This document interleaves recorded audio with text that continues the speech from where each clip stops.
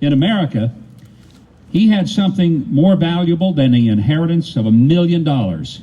He had unalienable rights to life, liberty, and the pursuit of happiness.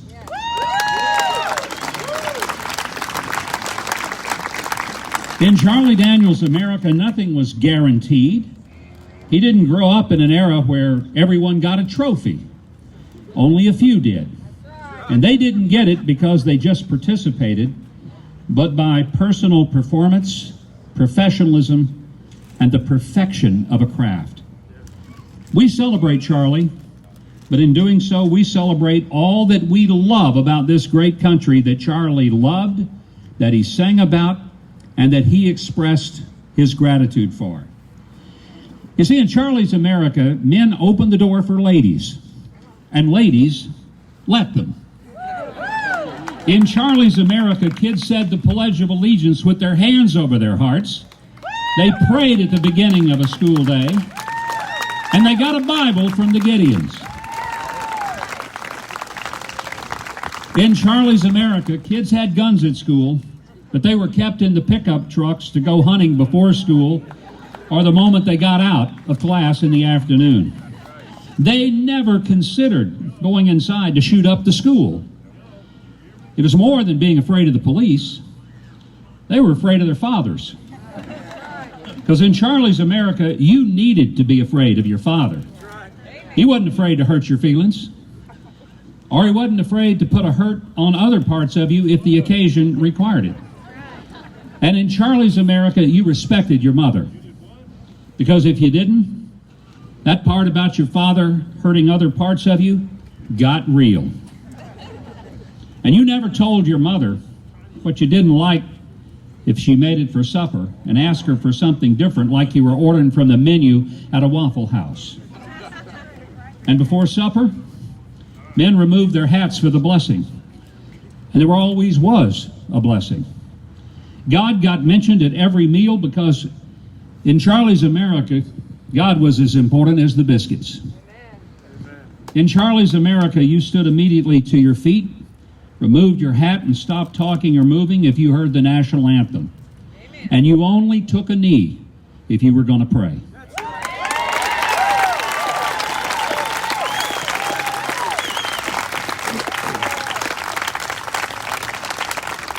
In Charlie's America, if a policeman pulled you over, like Chief Hambrick here in Mount Juliet, who I'd be afraid of, you were a lot more afraid of your daddy than you were of the policeman. And you did not argue or tell the officer about the wonderful lawyer your daddy was going to get for you. No, you begged the officer, please don't tell your daddy that you were showing out in the car. You respected the law, and you respected the people who enforced it. Amen.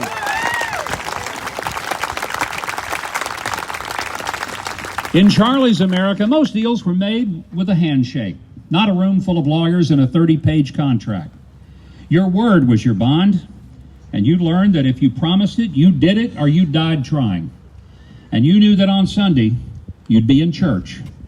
And it wasn't based on how you felt that day or whether you actually liked the preacher. And if you wanted something, you worked for it. You mowed lawns, you threw newspapers, you picked up Coke bottles, but you didn't get something for nothing.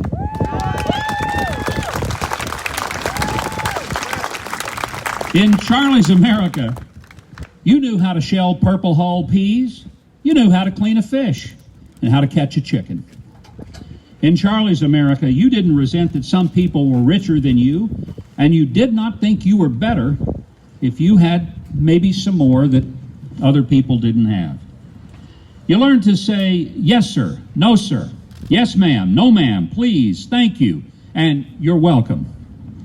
And in Charlie's America, you went to revival meetings, church camps, and you knew the words to the hymns. And you learned that if your mother didn't find out, God did anyway. And that kept you from doing a whole lot of stupid stuff. Unfortunately, it just didn't keep you from doing all the stupid stuff. In Charlie's America, you knew the names of the World Series pitcher, the Heisman Trophy winner, and all the astronauts. You knew how great it was to put peanuts in your Coke long before anyone in the culinary world talked about salted sweets. You figured it out before the high-dollar chefs did. In Charlie's America, you were taught that the greatest heroes in the South were Jesus, Elvis, and FDR, not necessarily in that order. And you listened to gospel music at church, country music on your front porch, and the Beatles on your AM radio in your car. And if your name was Charlie Daniels, you didn't just listen to the music. You made some of the best that has ever been made.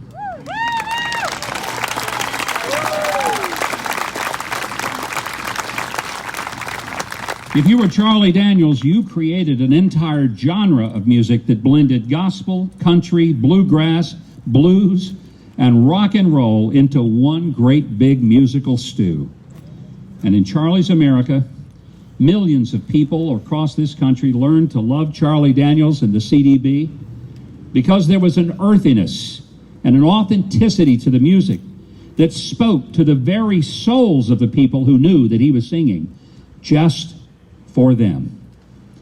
In Charlie's America, he gave all to those who made his dreams come true, to the fans who gave him a prosperity that he could not have imagined when he started out almost 70 years ago making music. He put all he had into every single performance, and Charlie Daniels played with the same enthusiasm and dedication, whether the crowd was in the hundreds or tens of thousands. And he played the same as if every seat were occupied by the entire British royal family and the president. And yes, he played for presidents and royalty, but to him, a crowd filled with farmers and teachers and factory workers and heavy equipment operators, they were royalty to Charlie Daniels. And because America gave so much to him, Charlie gave back even more. He has raised millions of dollars for our veterans and military families to reward them for the freedom that they bought and delivered to the rest of us.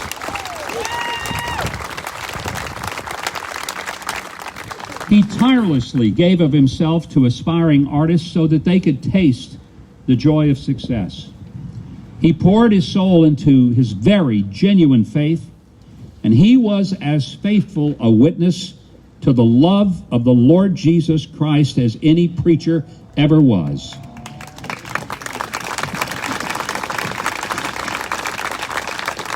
Charlie Daniels' America is a place we're all better off for having him touch it, love it, and lead it. We're going to miss him dearly, but he will never play again to an empty seat. He's going to fill heaven's stadiums with his unique sound and soul. And the devil won't ever touch or tempt him again, because he is the best that's ever been.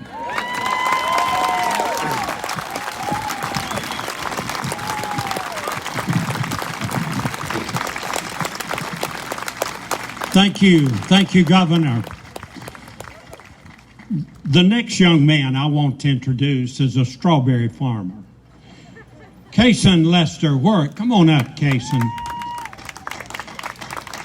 Now, Kason, did you belong to the Lester family, Ken Lester family? Still do. Yes, sir. I know you do.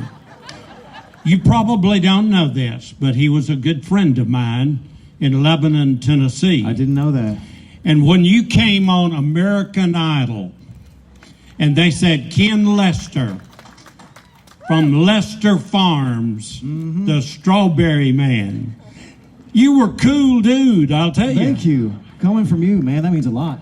And I want to welcome you to this celebration because you're just the kind of guy Charlie would have patted on the back. Man, I love Charlie Daniels, that's for sure. Any friend of my granddad's is a friend of mine, too. It's nice to meet you. Thank you, Kevin. How y'all doing? Thank you, Mike Huckabee, for that speech. And I don't know about y'all, but I love this country, and just a little bit of patriotism just feels good after all the stuff that's going on this year. It really does. I want to say a little bit about Charlie before I sing a song. First off, just the times that I got to share the stage with Charlie Daniels are really just some of the absolute highlights of my entire life. And I just want to thank him and thank Hazel for giving a young artist like me the chance to make memories like that, because I'll never forget it, and it's had a huge impact on me. I want to tell, he mentioned American Idol, so I'll tell a story that's a little bit about that. So I got to the top 40, and this was when we were in Hawaii with Katy Perry and all them, and I'm sitting there in my hotel room right before like the biggest performance of the show, a big beach concert, and I'm basically, he said I look like a cool dude, but I was basically just laid out on the hotel room bed, just getting scared, doubt kind of creeping in on me. And in that moment, almost the exact moment of fear, my phone rang, and it was Charlie Daniels. And he said, "Son, we're proud of you, we're thinking of you, and I want to say a prayer with you, if that's all right." And I said, "Yes, please, I need it." And he ended that call. He said, "Man," he said, "Son," that's what he always says, "you go out there and just show them how a Wilson County boy does it." And you talk about a confidence booster, man, I got up, got dressed, and I was good to go.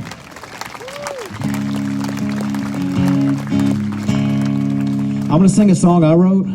It's a little bit different than the kind of more rock stuff I usually sing, but I always thought it was cool how Charlie Daniels kind of managed to combine that tough guy, like country southern rocker vibe with his faith in God. And he kind of did that seamlessly. And, you know, he'd sing Long Haired Country Boy one minute and a gospel song the next, and it didn't feel weird, it just felt right. And that stood out to me, inspired me, influenced me, and I kind of looked at him in that way. So I wrote a song that's kind of combines both as well. It's called Unseen.